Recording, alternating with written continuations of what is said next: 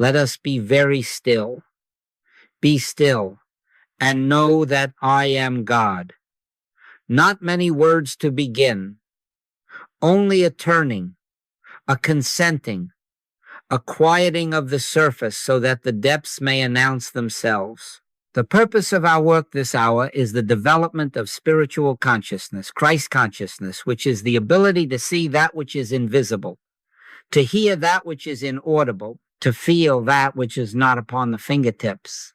Our task is to discern the presence where conflict seems to display itself, to behold the Christ in the very place where the senses report an enemy. We will start with our basic work. Define the issue, set the premise, and agree to its verification. The issue is this: how does loving enemies end my inner war? Not by moral heroism, not by tightening the jaw and calling that forgiveness. Oh no.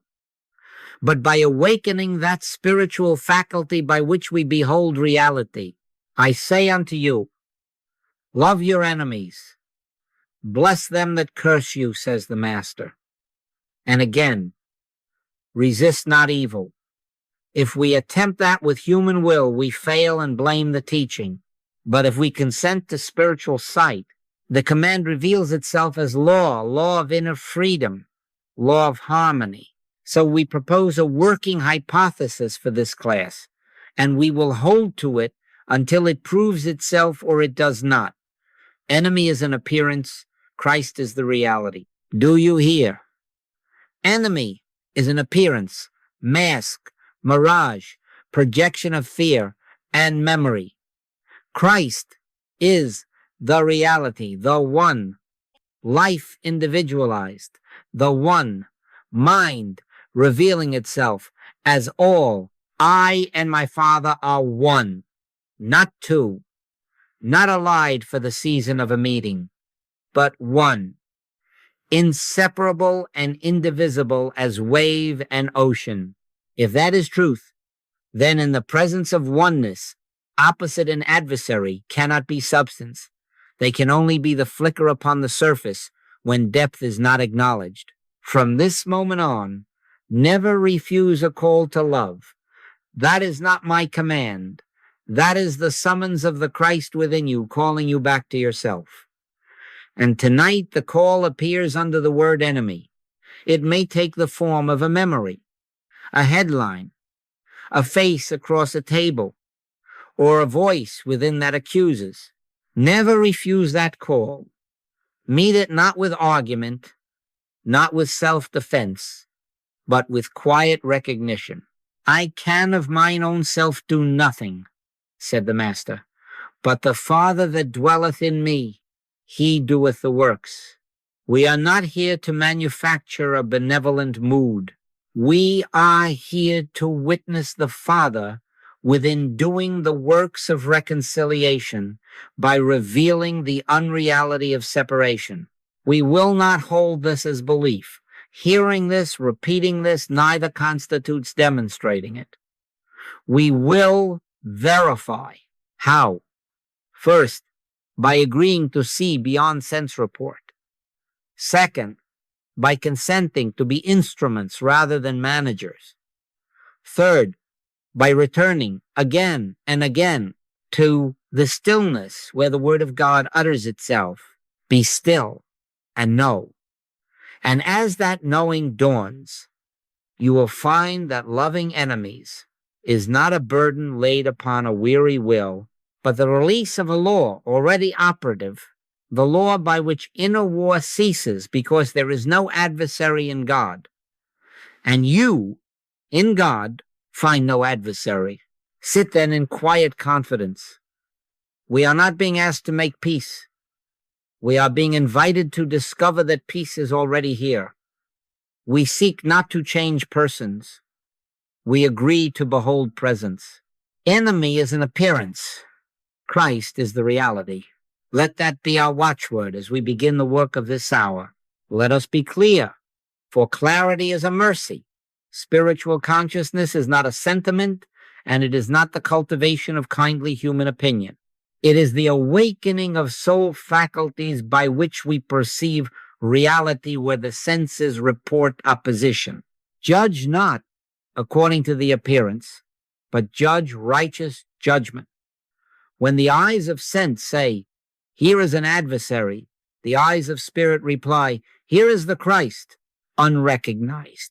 To see that which is invisible is to behold the life that is one and indivisible, even while events parade as conflict. To hear that which is inaudible is to catch the inner word of peace while words of accusation are spoken. To feel that which cannot be touched is to sense the substance of God where only personality seem to stand. We must say it again, and we must hear it. Within, enemy is a mask, the mask worn by the belief in separation. Christ is the face beneath every mask. "I and my Father are one," said the Master. And in that oneness, all being is included as wave is included in ocean, inseparable, indivisible, of one life and one movement. Where there seems to be an opposite, there is a misreading of the one ocean. Where there seems to be a rival, there is only a wave not yet recognized as of the same depth. Blessed are the pure in heart, for they shall see God. Purity of heart is not naivete. It is the faculty of seeing God where others see a foe. When you perceive Christ where the senses name an enemy, the label loses reality. It cannot keep its mask when the light is on. Now, impersonalize the label, and a burden lifts from your shoulders and from your brothers. The moment you accept enemy as a person, you consent to a universe of two powers, good contending with evil, God measured by another principle, and your heart fragments under the strain. Oh no, there are not two powers. There is one. What appears as hostility, injustice, or accusation is the play of mesmerism, the hypnotism of separated selfhood. This does not excuse wrong conduct. It removes its claim to reality, and only then can it be dissolved. Put up again thy sword into his place, not because harm is welcomed, but because the arm of flesh does not correct illusion. Presence dispels it. How then do we proceed? We shift reliance. I can of mine own self do nothing. And we do not say that piously while continuing to manage outcomes. We say it to withdraw our confidence from personal virtue and personal cleverness. The Father that dwelleth in me, he doeth the works. When you see the mask, turn within, for the Father is not out yonder adjusting personalities. The Father utters truth at the center of your being, and that utterance reveals the Christ as the only identity present. In the quiet of a troubled meeting, you may find the breath settling, the compulsion to answer accusation ebbing, a softening at the edge of your seeing. Be still and know that I am God. In that knowing, the name enemy grows thin, like fog in sunlight. The face before you is read anew. Let me give you a picture, not for sentiment, but for verification. A neighbor sends a harsh letter, threatens suit, and your chest tightens as if you must craft the perfect reply. Stop, not a word for a moment. There is a presence here. There is only one life, one mind, one law. You are not required to defend yourself, and you are not required to fix a brother. Attend the Father within, and let him do the works. In that pause, you may hear the inaudible. Fear not, it is I. And as you return to the matter, you will discover either the outer condition softening or the inner war ended, often both, because the outer cannot long resist a consciousness no longer consenting to two powers. Hold this as our working rule for the hour. Whenever the senses cry enemy, we retire from the battlefield of persons into the sanctuary of presence. We look through the mask and behold Christ. We refuse the strain of self-managed peace and abide in the fact that where the Spirit of the Lord is, there is liberty. This is not postponement. This is practice. As you sustain this seeing, the label dissolves, and with it the inner warfare. For there is no adversary in God, and therefore none in you who live and move and have your being in God. Now let us examine the mechanics of the inner war. For to diagnose is to disarm. Outrage is not a virtue, it is a contraction. Notice how it works. The breath tightens as if life itself had narrowed to the chest. The sight narrows until we see only the offense and not the life that is present.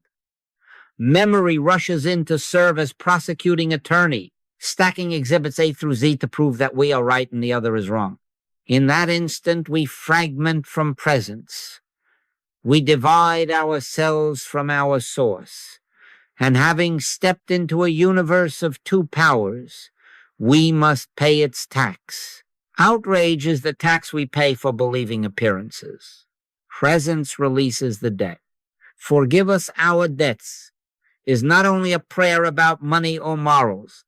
It is the soul's plea to be released from all believed accounts, accruing interest in a world of separation. How did the master meet accusation, threat, betrayal? Did he match tone for tone, force for force? Oh no. When he was reviled, he reviled not again. As a sheep before her shearers is dumb, so he openeth not his mouth. And when the sword flashed in the garden, he said, put up again thy sword into his place. And then he revealed the principle. My kingdom is not of this world. If my kingdom were of this world, then would my servants fight. How did he stand before Pilate, before the council, before the cross itself? By the capacity to see what could not be seen, Christ at hand where magistrates and mobs only saw a man to be disposed of. He met betrayal with, friend, wherefore art thou come? He met cruelty with, Father, forgive them, for they know not what they do. This is not passivity. This is mastery. This is not the weakness of resignation. It is the strength of vision. It is the refusal to concede reality to appearances, the insistence that only the Christ is present, only God's activity is law, only one life is operating. Consider how quickly our own outrage recruits the past and drafts the future into its war. One cutting sentence on a screen, one rumor carried by a colleague, one memory revived at a family table, and we are no longer here. We are in a courtroom of our own making, trying a case we can never win because we have already accepted two powers. The heart pounds, the fingers fly to compose the perfect rebuttal. The mind sharpens knives it will call clarity. Stop, be still, and know that I am God. In that very moment of heat, withdraw from the procession of thoughts. For they are not your mind. They are the echo of a world without center. I can of mine own self do nothing. Let that be a mercy, not a rebuke. Turn within to the Father who doeth the works. And in the turning, the tax collector loses his hold. Let me give you the picture as it appears in modern dress. You read a cutting comment online, your name twisted, your motive impugned. The impulse is to clap back, to craft a reply so clean it will win the thread and cleanse the air. You feel the surge, the breath shortens. The screen becomes the whole of the world. Now the practice. Not a word yet. Close the laptop, or, if you cannot, close the inner door. Enter into thy closet, and when thou hast shut thy door, pray to thy Father which is in secret. The prayer is not a sentence formed. It is a recognition. Presence is here. There is one mind expressing itself as all being. I and the so-called offender are waves of one ocean, inseparable, indivisible. Impersonalize the appearance. Do not make a person the seat of error. And then, in that stillness, let a private blessing be sent. Father, reveal thyself as peace where this heat appears. Bless, not as a superior pardoning an inferior, but as one presence acknowledging itself. Perhaps you write no reply at all. Perhaps you write a gentle line that neither defends nor accuses. Perhaps you simply move on. Very often, the thread softens, an apology appears. A new tone enters, or it continues noisy as before, but it has lost power over you. The inner hook has been drawn out. The storm spends itself against a consciousness that will not lend its substance. Where the Spirit of the Lord is, there is liberty. We are not called to be outraged custodians of a fragile good. We are called to be witnesses of the indestructible Christ.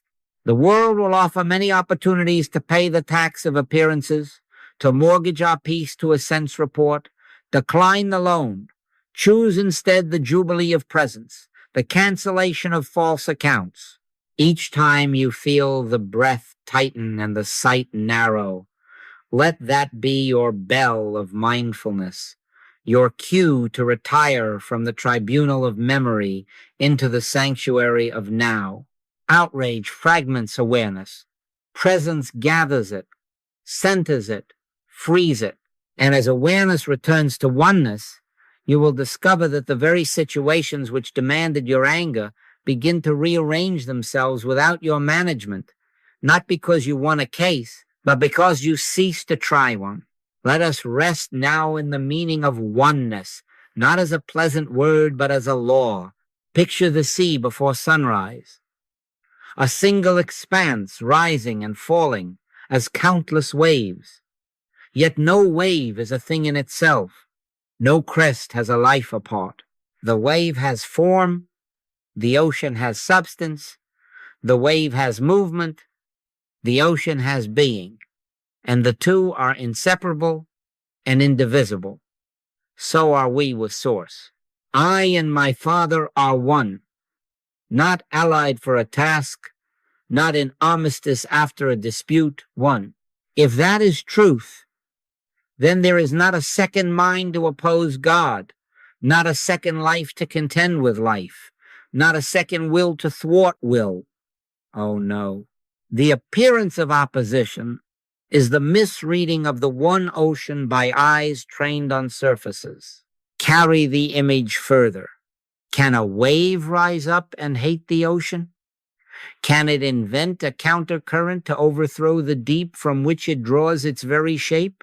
It may crash upon rock or meet another wave in turbulence, but still it is ocean. Still it is water of one indivisible life. All that the Father hath is mine, said the Master.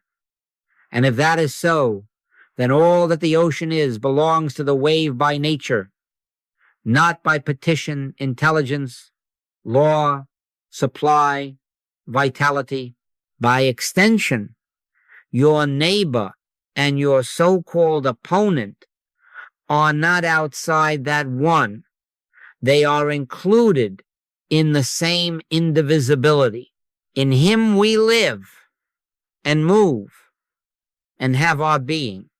Not some of us, all. What then of malice, of cruelty, of the hard word and the clenched fist? Let us be plain. They have no spiritual law to sustain them. They are without root in God, and therefore without permanence, without substance, without authority. They parade as power because we lend them our belief in two powers. Withdraw that belief, and you do not excuse error. You dissolve its imagined support. Judge not according to the appearance, but judge righteous judgment.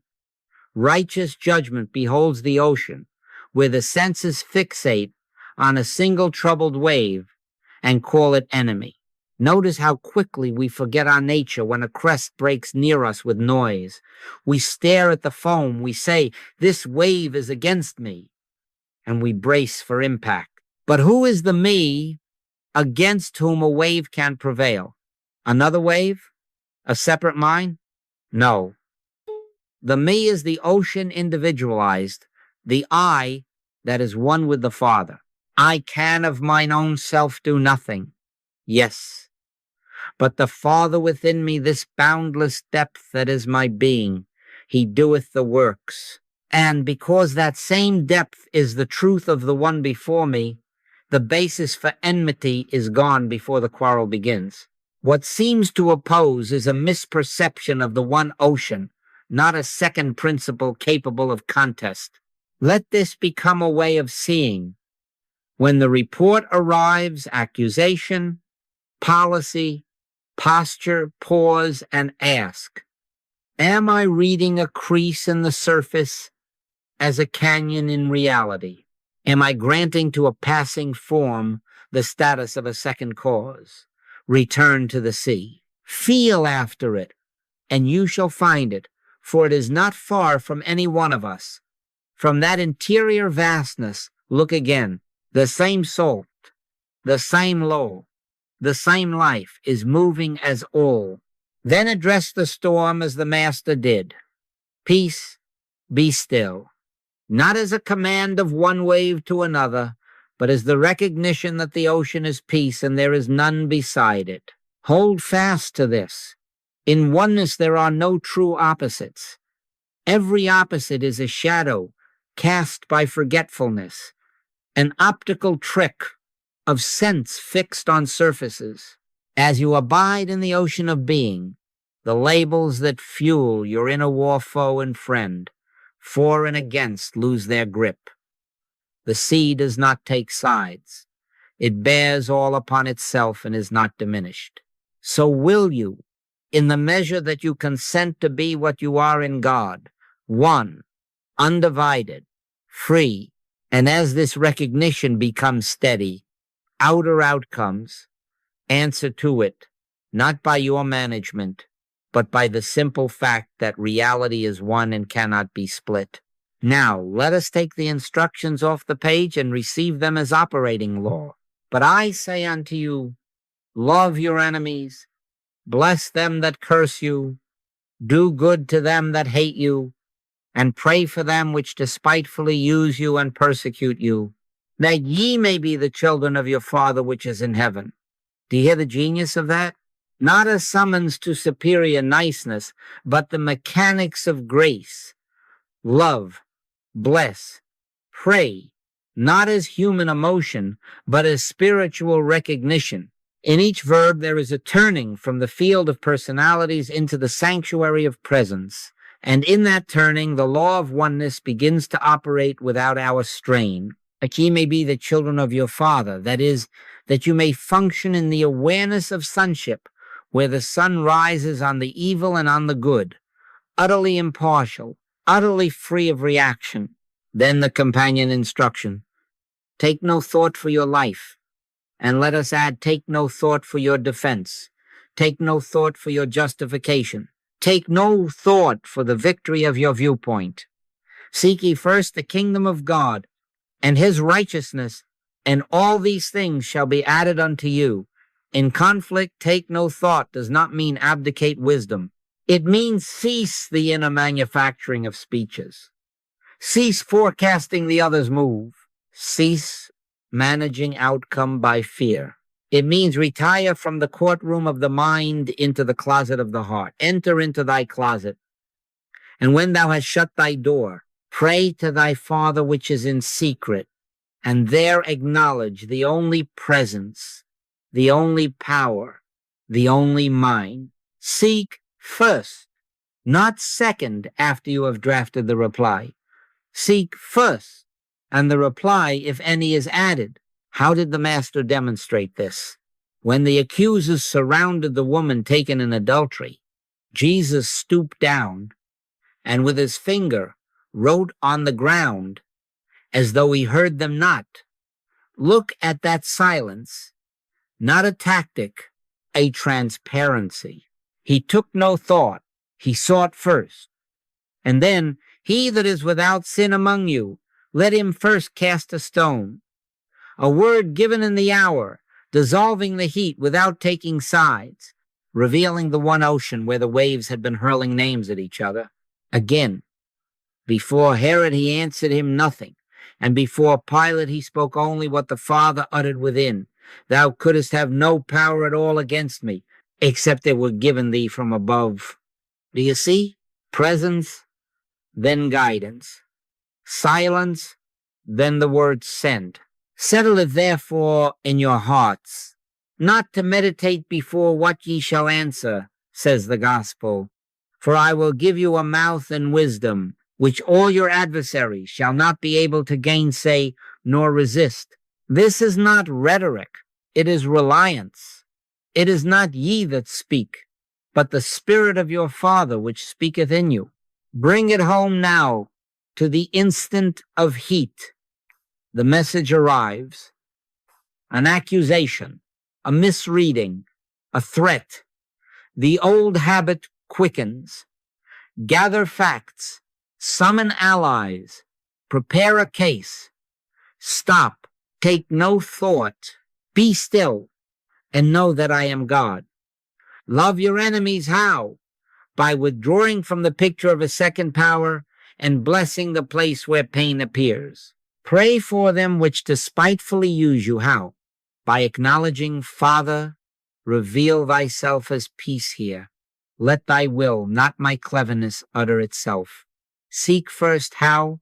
By consenting to the inner Sabbath, even for 60 seconds, until the center announces itself. Then, if there is a word to speak, it will be given in that same hour. If there is a step to take, it will be illumined without the smoke of fear.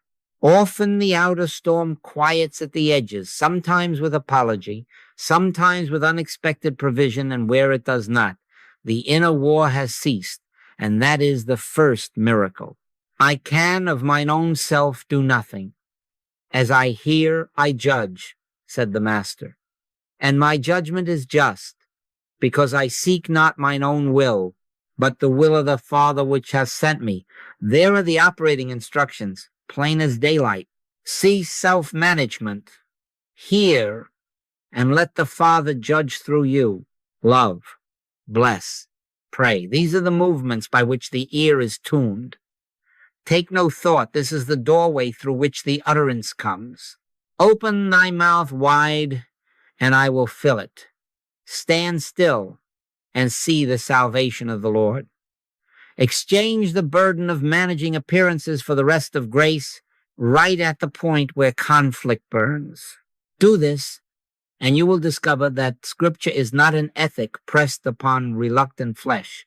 It is a law revealing itself as you, the Christ in the midst, the ocean moving every wave into quiet order without strain, without noise, without a second power to oppose.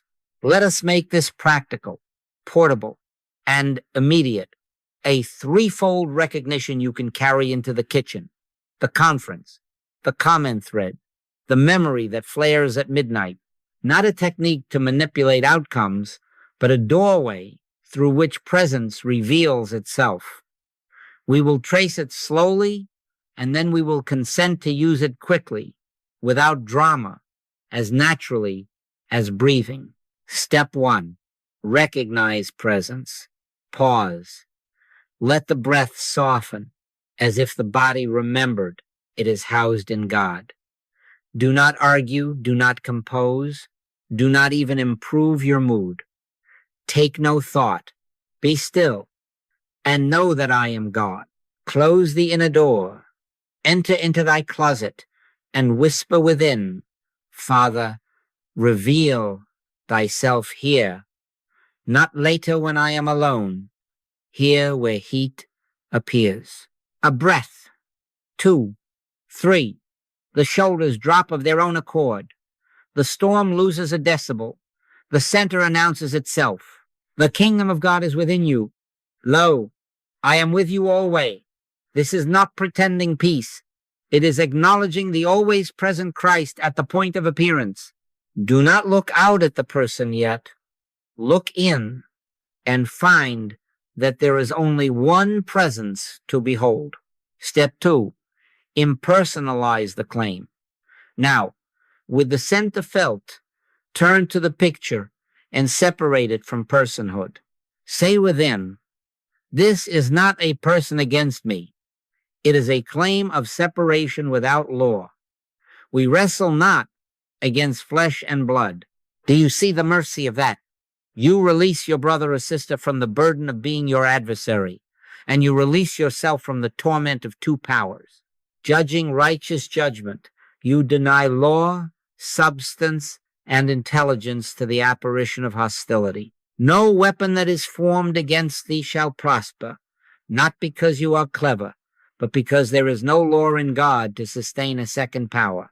If a memory rises to testify, acknowledge it and let it go. Get thee behind me.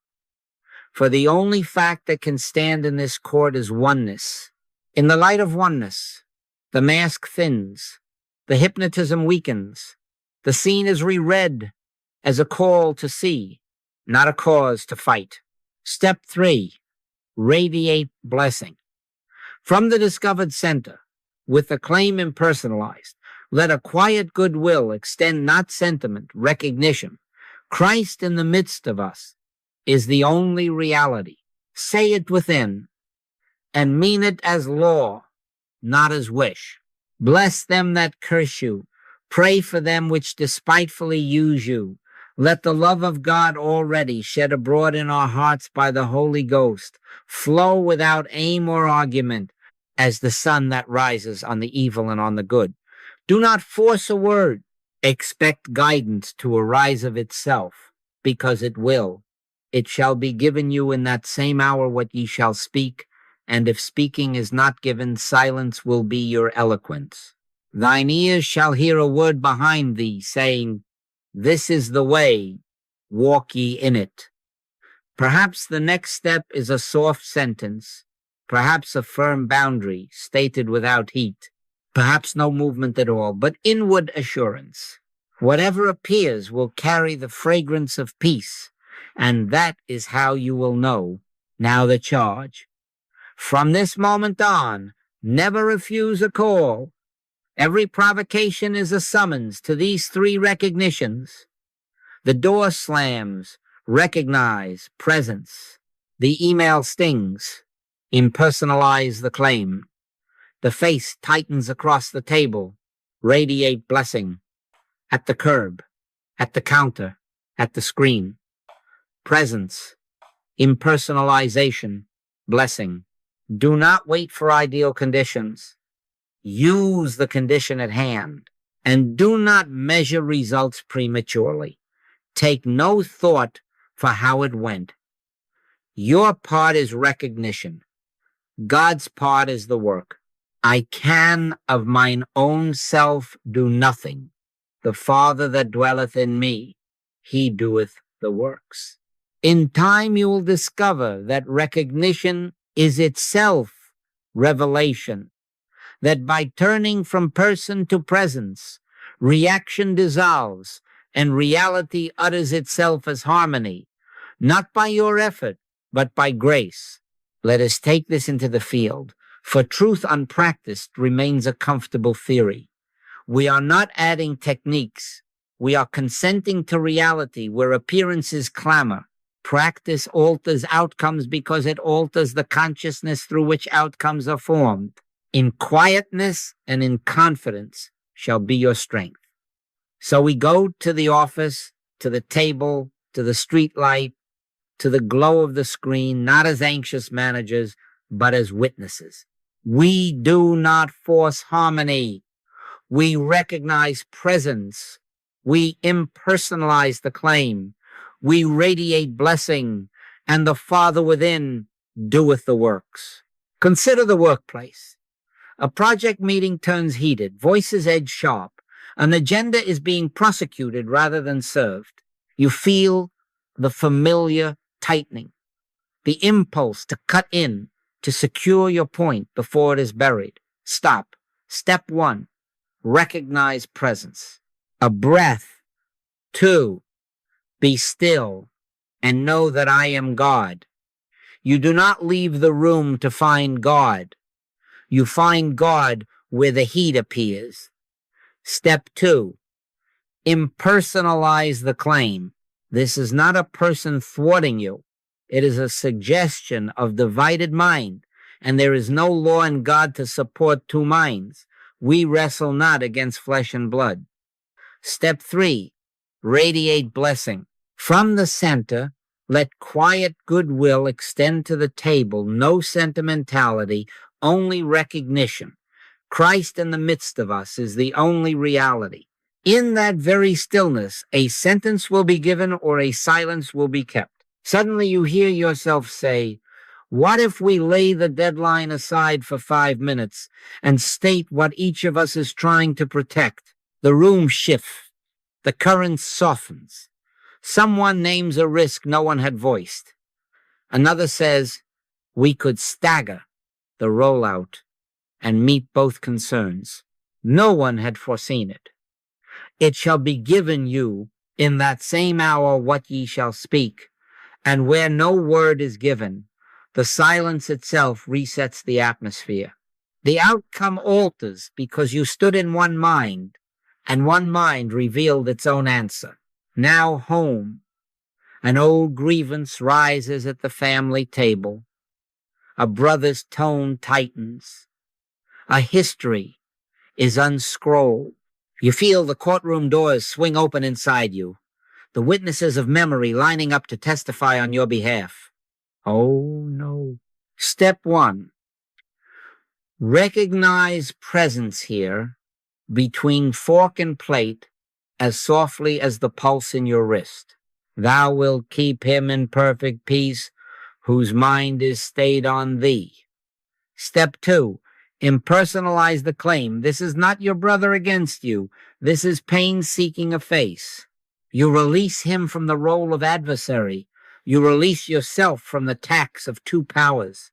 Step 3, radiate blessing. Listen instead of defend. You hear yourself ask, what hurt did you carry that I never saw? A pause. Moisture at the edges. The spine of the grievance loosens. I was scared you'd leave me with it, he says. I'm sorry.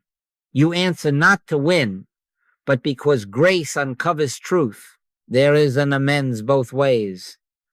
And then the next right action appears, perhaps a phone call you will make together, perhaps a boundary you draw without heat, perhaps a shared plan for the holiday that once undid you. First be reconciled to thy brother, says the gospel. You discover reconciliation is not a bargain struck, but a presence welcomed, and the plan is added. On the street, a driver cuts you off.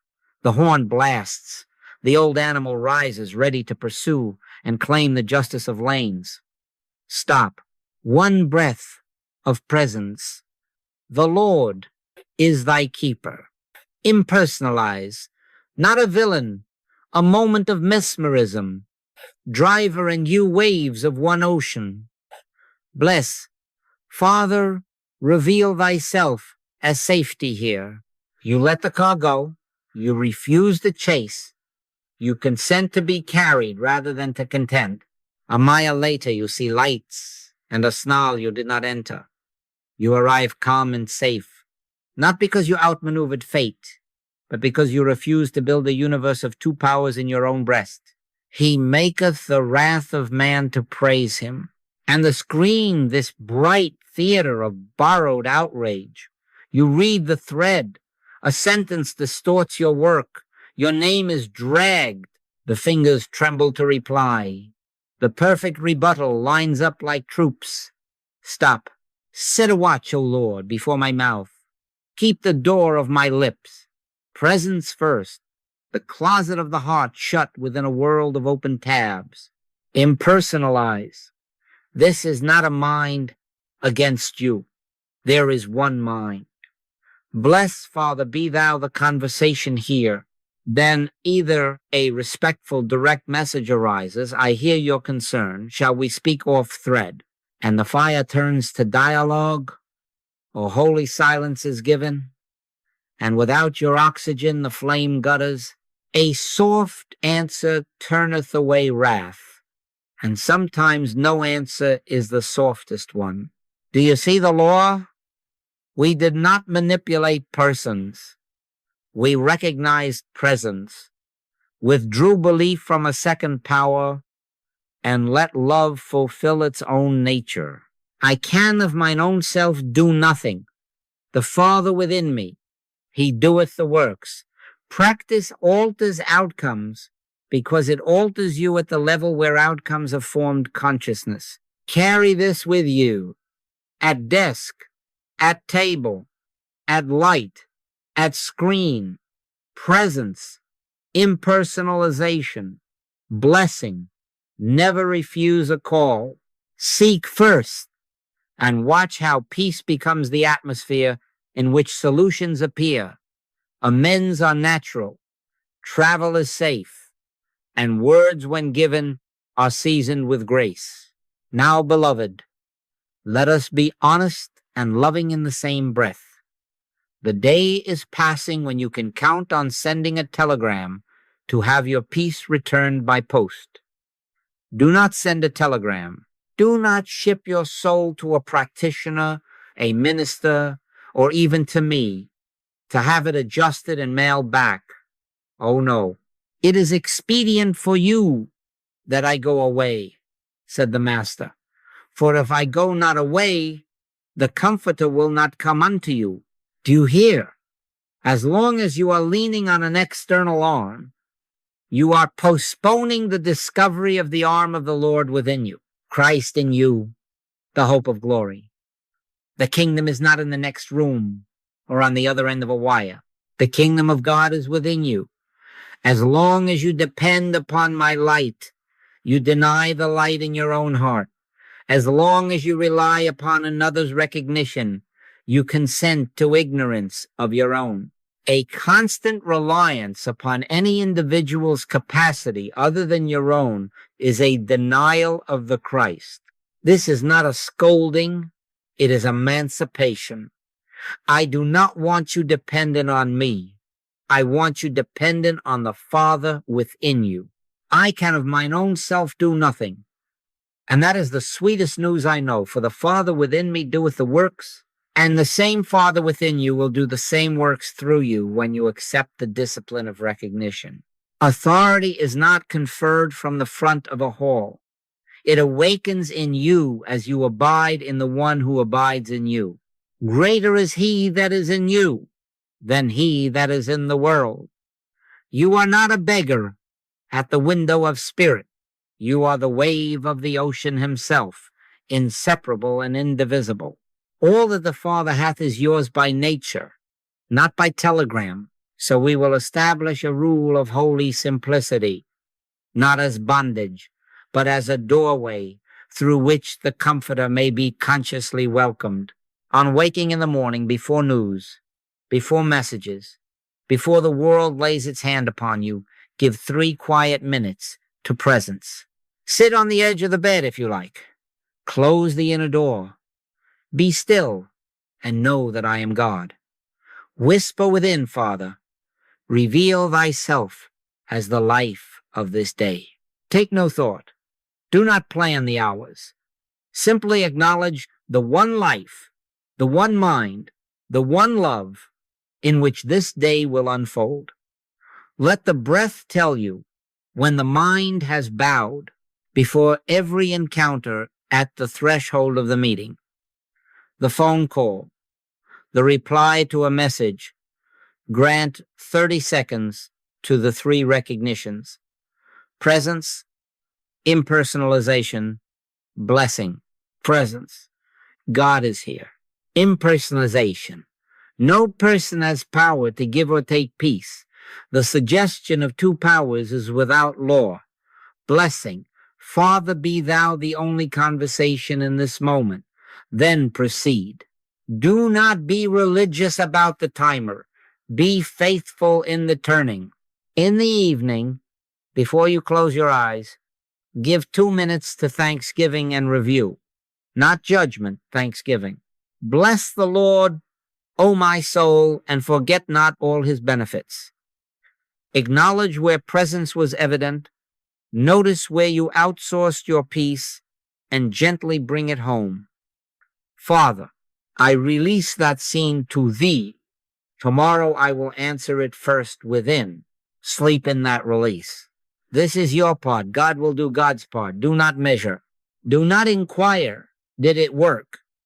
Take no thought for results. You are not manufacturing harmony. You are consenting to it. And from this moment on, never refuse a call to love. Answer it first within. When the phone rings with trouble, when a text stings, when a face hardens across the table, do not send a telegram. Enter your closet, even if it is only the space of one breath. Let the Comforter teach you in that same hour what to speak, or to keep silence. It is not ye that speak, but the Spirit of your Father which speaketh in you. Courage now. The props of another age have their honor, but the era of spiritual adulthood is upon us. Stand still and discover that authority has shifted home to the secret place of the Most High, that is your own heart. Not by might, nor by power, but by my Spirit, saith the Lord. If you will keep this rule, morning recognition, 30-second thresholds, evening thanksgiving, you will find that you do not carry peace. Peace carries you. And then, when help is asked of you, you will not send a telegram either. You will turn within and without fear. Let the Father within you do his own works. Never refuse a call. Seek first. Let grace govern, and you will know by quiet evidence that the Christ in the midst is the only authority there ever was. Now we come to the grace of it, how to live by God in the very heat of conflict without managing, without the inner drafting of pleas and counter pleas. Take no thought, not as passivity, but as trust in a law already operating. For it shall be given you in that same hour what ye shall speak. We have been training the heart to pause, to recognize presence, to impersonalize the picture, to bless. Now we dare to believe that the next sentence will arrive when it is needed, that the timing will be prepared ahead of us, that the Father within us will do his own work. I can of mine own self do nothing. The Father that dwelleth in me, he doeth the works. If that is so, and it is, then the burden of managing outcomes lifts from our shoulders, and the word we are to speak, or the silence we are to keep, is added without strain. Here is the hinge. Surrender the claim. Loose and let go the right to be right, the rehearsed narrative of injury, the preferred outcome that secretly governs your tone. Cast thy burden upon the Lord, and he shall sustain thee. Say it within, and mean it. Father, I release the case, the win, the timetable here. You take it. Oh no, this is not relinquishing wisdom. This is yielding possession. Not my will, but thine be done. In that surrender, a strange lightness enters. The courtroom of the mind closes. The witness bench empties. The soul resumes its seat in the sanctuary. And from that sanctuary, guidance is simple. One thought at a time, one step at a time, given not, manufactured. And what then? Provision appears, openings you did not scheme materialize, reconciliations self-originate, protections form around you often invisibly, often before you arrive at the scene. In all thy ways acknowledge him, and he shall direct thy paths. How many times have we found that the conversation was prepared ahead of us? I go to prepare a place for you, says the Christ. And if you will consent to be carried rather than to contend, You will discover prepared places where by every calculation only brick walls stood yesterday. Thou preparest a table before me in the presence of mine enemies, and as the table appears, the enemies become guests, or the label falls from them altogether. A vignette then for your encouragement. A woman wrote of a sharp dispute at her work, a review gone awry, numbers questioned, motives impugned. The night before the meeting that would decide her future, the mind tried to build a brief. Exhibits A through F, emails highlighted, allies to be summoned in the room. She remembered our work. Presence first. Be still and know that I am God. She closed the inner door and spoke within. Father, I loose and let go my right to be right. I surrender the narrative of injury. I yield the outcome. You take it. As she sat, the heat drained like tide. A sentence formed without her. Ask what the business is really afraid of, and listen. That was all. No clever defense, no scissored thread of rebuttals. Morning came. In the meeting, when the air thickened, she remembered. One presence, no second power. She did not push her stack of proofs. She asked softly, what risk is keeping us from hearing one another? A silence. A manager's face, less armored now, confessed a fear of losing a key client. The room recalibrated. Another voice said, if the timing is the fear, we can stage the rollout. Someone else added, she's already solved a version of this. Perhaps she pilots the fix. Before lunch, the dispute had softened into design. By end of week, an unexpected offer surfaced, an internal role redefined to harness her exact strength. She had not plotted for this. She had yielded. All things work together for good to them that love God. Do you see? Grace handled what personal management could not. She did not abdicate action. She relinquished control to the presence, and action fitting, timely, and clean of fear was given. This is how we live by grace in conflict. We acknowledge God, we stand still, and the path arises beneath our feet. Stand still and see the salvation of the Lord. Not the salvation of lawsuits cleverly argued, the salvation of love revealing its own form. Sometimes the provision is a softened heart. Sometimes it is a door closing that another may open. Sometimes it is a word withheld that saves a year's worth of mending. Always it bears the fragrance of peace. From this hour, let our discipline be simple and daring. At the first spark of trouble, take no thought. Recognize presence, impersonalize the claim, radiate blessing, and then surrender the whole scene into God. Father, here is my case, my voice, my fear, my wish. I loose it and I let it go.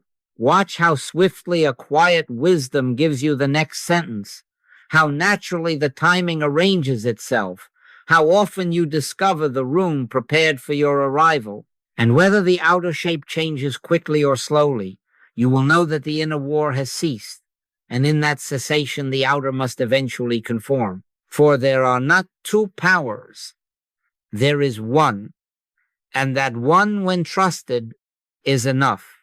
There comes a point quiet, unspectacular to the senses, but holy when the practice ripens and what you have been doing faithfully begins to do you. That point I call transition. Up to now, you have paused and recognized presence. You have impersonalized the claim. You have consented to bless. Then one morning, in the midst of what once would have lit the fuse, you discover that the breath has softened of itself, that the label enemy does not rise, that your first impulse is benediction, not defense. Truth has begun to utter itself. It is not ye that speak, but the Spirit of your Father which speaketh in you. In that hour you do not manufacture serenity. You find yourself resting in it. My peace I give unto you, not as the world giveth, give I unto you. The burden has shifted from self to self, from personality to presence, and the law of grace, which we have been honoring in trust, begins to prove itself as your very reflex. What changes then? Not first the outer story. Oh no, often the characters and costumes still parade past for a season. What changes is the atmosphere in which you behold them. The courtroom closes. The temple opens. In that temple, opposites cannot hold. There is no place for a second power to anchor its hooks. The wave remembers it is of the ocean, and every other wave is of that same ocean. I and my Father are one, and because of that oneness, all that the Father hath is mine. Mine not privately, but by nature. Enemies vanish as labels. You may still have matters to address, boundaries to articulate, work to do, but you do them as one who cannot be separated from love. Perfect love casteth out fear, and as fear is cast out, reaction loosens, and outer outcomes, drawn on the new air you breathe, begin to align of themselves. This is not magic. It is law, the law of one. Let us consent to a minute of holy simplicity now. Close the inner door and be still. Be still and know that I am God. Lift into the light every face you have named in your private court. Boss, brother, neighbor, rival, the voice on a screen, even the figure in the mirror, and release the labels into God. Whisper within, Father, forgive. They know not what they do. More. Father, forgive my seeing. I have known not what I beheld. Christ in the midst of us is the only reality. Where the mask of enemy stood, I behold thy Christ. I and my Father are one, and all that the Father hath is mine. Rest there. Let the shoulders drop of their own accord. Let the mind cease its management. Thou wilt keep him in perfect peace, whose mind is stayed on thee. In this hush, truth utters itself. Do not help it. Do not hinder it. Consent and be carried. Now I would place in your hands a simple covenant for the next 7 days, a laboratory of grace. Keep a small page with you. Each day note, briefly, every provocation, the email, the look, the headline, the old memory that rises at odd hours. At the very moment of the spark, apply the 3 recognitions: presence, impersonalization, blessing. Do not delay them. Use them on the spot. Then, beside each entry, record 2 or 3 signs. The time to peace. How long before the inner war ceased? The quality of the guidance given. Silence, a word, a step, and any visible softening shift of tone. Unexpected provision. An opening where there was none. Do not judge results. Do not grade yourself. We are not proving our cleverness. We are witnessing the operation of grace. Morning and evening, give a minute to thanksgiving over the page. Bless the Lord, O my soul, and forget not all his benefits. Where you forgot, simply begin again. The 7th day you will read back and see a thread, not the triumph of argument, but the emergence of atmosphere, peace becoming native. And now the charge for the road. From this moment on, never refuse a call. Carry presence into the next conversation, into the next message you will read, into the next memory that will rise as you turn the key at your door. Seek first. Take no thought. If a word is needed, open thy mouth wide, and I will fill it. If no word is given, the Lord shall fight for you, and ye shall hold your peace. Do not send a telegram for your serenity. Do not outsource your sonship. The Comforter is within you, and in the measure that you honor him with daily recognition, he will honor you with a life that moves by quiet decree. Persist, and the threshold is crossed, where enemies disappear as labels and peace becomes your atmosphere. Then, without fanfare, you will find yourself saying, even in the presence of what once frightened you, surely goodness and mercy shall follow me all the days of my life. And you will discover it to be so, not by might, nor by power, but by his Spirit. Loose it and let it go.